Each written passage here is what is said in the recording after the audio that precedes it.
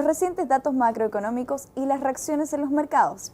Así es, este será nuestro tema principal junto al analista de Capital FX, Roberto Silva, quien nos acompaña desde ya en el estudio para indagar todo al respecto. Buenas tardes, Roberto. Buenas tardes, Antonella, ¿qué tal? Empecemos hablando de Estados Unidos. Vimos un dato de empleo mejor a lo previsto. ¿Qué nos dice esto de la economía? ¿Está yendo hacia una sólida recuperación?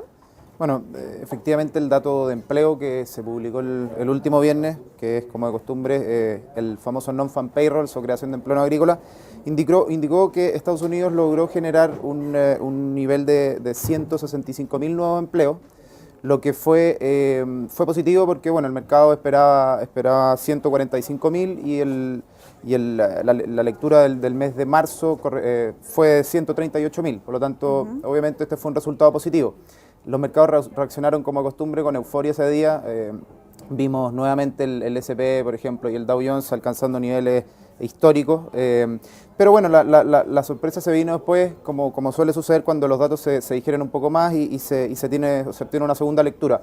En general, a mí me parece que el dato es bueno, pero sí es importante considerar de que hoy día, y da la alta tasa de desempleo que tiene Estados Unidos, hoy día la creación de empleo que debería tener como para poder pensar o hablar de una recuperación más sostenida en el empleo, debería ser de un promedio de 250.000 nuevos empleos mensuales. Por lo tanto, todavía a mí me parece que es muy pronto como para pensar o afirmar de que efectivamente el mercado laboral de Estados Unidos ya está recuperado. Sí, obviamente es positivo, pero creo que todavía nos faltan meses por ver qué va a pasar.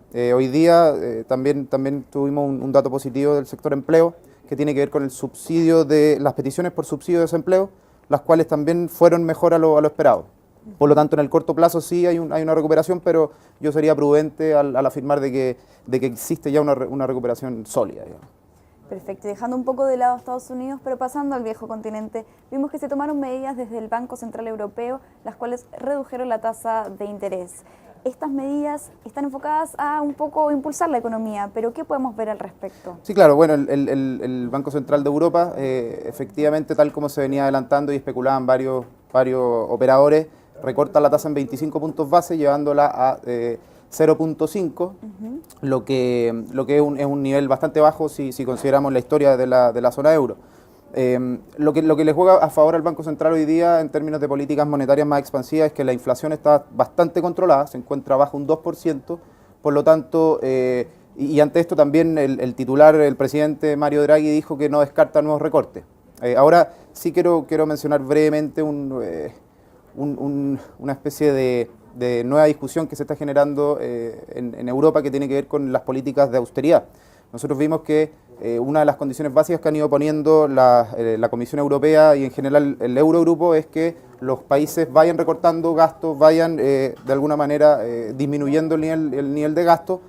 Por lo tanto, hoy día hay dos posiciones. Hoy día tenemos Alemania, que obviamente como el motor digamos el tren que acarrea a la zona euro, sigue pidiendo más austeridad, pero por otro lado vemos economías que en algún minuto fueron bastante importantes y que hoy día están muy debilitadas, como Francia, que se están oponiendo, y básicamente el argumento es decir, si queremos crecer necesitamos invertir. Por lo tanto, hay que ver qué va a pasar. A mí me parece que hay ahí una controversia en términos de política fiscal frente a políticas monetarias tan expansivas.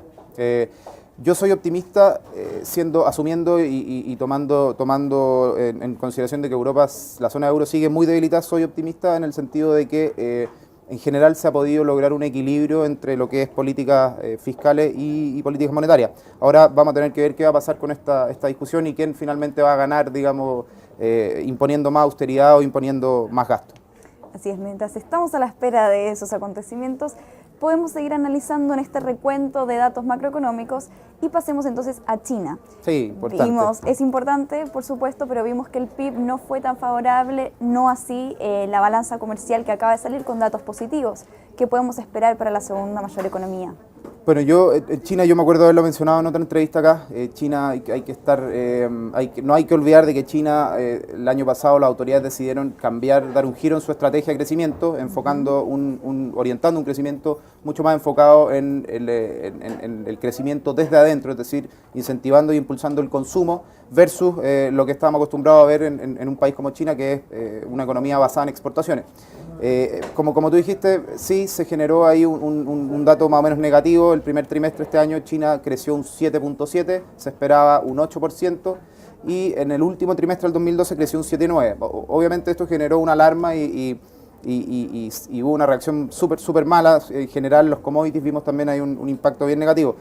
Yo sería también prudente en China, yo creo que habría que esperar un poco cómo le va con su estrategia. En general, en este mismo dato, en la lectura donde recibimos el dato de crecimiento, también recibimos la producción industrial, que efectivamente sí se cayó y que obedece un poco a este cambio de estrategia. Pero por otro lado también vimos un aumento en las ventas minoristas que también corrobora de alguna manera o sostiene que la autoridad china van a continuar con esta estrategia. Como tú dijiste también, ayer se entregó un dato de exportaciones, lo que se contrapuso un poco a lo que habíamos visto en el dato del PIB, porque efectivamente las exportaciones crecieron más de lo esperado, crecieron más de un 14%. Por lo tanto ahí se genera una especie de doble lectura o se genera en realidad un poco más de incertidumbre, por lo que yo esperaría también un poco más a ver qué nos va a arrojar el segundo trimestre. Yo creo que el dato del PIB del segundo trimestre va a confirmar si efectivamente este cambio de estrategia es sostenible o si China va a volver a sus antiguas prácticas e impulsar la economía a través de las exportaciones. Excelente, entonces hasta ahí nos quedamos con China. Pero esta semana también vimos una renovada euforia, un cierto optimismo en los mercados a nivel internacional, los cuales muchas veces se contradicen con los ciertos indicadores macroeconómicos que obtuvieron resultados más bien mixtos y aún así hay un rally alcista. ¿Qué podemos esperar? ¿A qué se debe esto? Mira, yo creo lo primero es recordar que hoy día tenemos un panorama mundial en donde hay una alta tasa de desempleo en el mundo entero. En general, sobre todo en Europa y Estados Unidos, tenemos un crecimiento lento en términos de crecimiento mundial. Y por otro lado también tenemos esta señal contraria, que es un rally alcista en donde hemos visto índices como el Dow Jones o el Standard & Poor's en máximo histórico. Yo creo que el primer factor que hoy día está manteniendo el optimismo tiene que ver con la voluntad que se percibe por parte de los bancos centrales de seguir inyectando, dinero en la economía, de seguir con estas políticas monetarias ultra expansivas o muy agresivas. Por lo tanto, de alguna manera, me parece a mí que los traders y también inversionistas están apostando por una sostenibilidad de la economía por parte de los bancos centrales. Ahora, en general, y viendo también, sobre todo Estados Unidos, si miramos estos dos índices que han logrado máximos históricos, también obedecen al resultado que han ido entregando algunas empresas, sobre todo el sector bancario. Estados Unidos han reportado, los principales bancos han reportado sus resultados del primer trimestre, en donde se muestra que hay un aumento en las ventas, en general un aumento también en las utilidades. Esto tiene que ver con que Estados Unidos ha ido relajando las restricciones al crédito y de hecho algunos de los importantes CEO de los bancos ellos mismos han confirmado que el hecho de que las restricciones se han ablandado un poco, se ha visto una mayor actividad por parte de los bancos. Yo insisto, como partí al principio, yo creo que estamos en una especie de triángulo extraño en donde vemos tasas de desempleo muy altas, donde vemos también un crecimiento moderado, más bien lento, pero por otro lado vemos todavía optimismo. Yo creo que después de lo que se ha visto el 2012, sobre todo con la eurozona, creo que estamos en un punto en que las cosas no me imagino que podrían estar mucho peor que hoy. Por lo tanto, el optimismo también obedece al hecho de que ya hemos tocado fondo y se espera una recuperación más prolongada. Muy bien, Roberto, y me parece lógico terminar esta conversación refiriéndonos al ámbito local, que es muy importante. No podemos dejar de lado que vimos una fuerte caída, sobre todo en el precio del cobre. ¿Qué trayectoria podemos estimar para este commodity? ¿Qué podemos esperar también para el resto del año? Bueno, sí, el cobre yo también atribuyo ahí parte de este cambio de estrategia de China, en donde obviamente nosotros entendemos y tenemos muy claro que China es el principal comprador de este metal.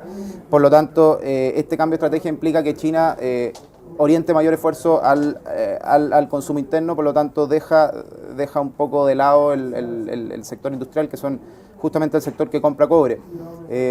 Yo creo que es importante tener súper claro con el cobre que nosotros vivimos un super ciclo, que hace unos 3 años atrás vimos el cobre en niveles de 4.5 dólares, lo que para nuestro país fue muy bueno y nos permitió también una capacidad de ahorro más o menos importante. Hoy día,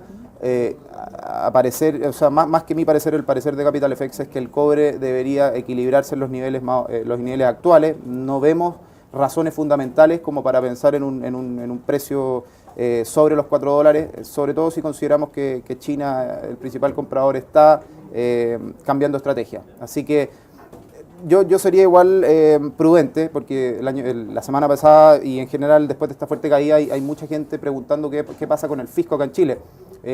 Yo creo que es importante también recordar que el fisco hizo el presupuesto para este año con un precio del cobre de 3.06 la libra, y hoy día están en niveles sobre 3.3, por lo tanto yo creo que es muy pronto como para prender la alarma. Sí es importante también que las autoridades en general, y sobre todo ahora que tenemos época de elecciones presidenciales, en general los candidatos sean cuidadosos a la hora de prometer, porque tienen que tener súper claro que hoy día Chile no cuenta con la capacidad de ahorro que tenía y por tanto tampoco cuenta con un excedente como para impulsar más, digamos, políticas populistas.